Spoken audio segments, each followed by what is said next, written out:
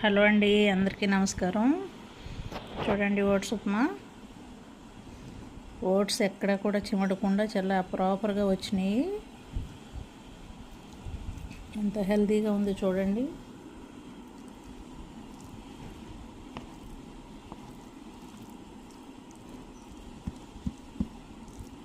చాలా healthy food అండి.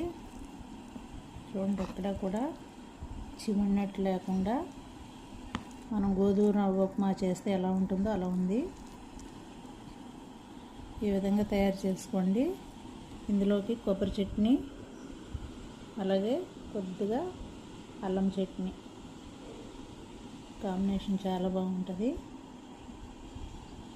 Full video కావాల్సి ఉంటే కనుక చూడాలనుకుంటే నా మెయిన్ ఛానల్లో అప్లోడ్ చేస్తాను. Please watch.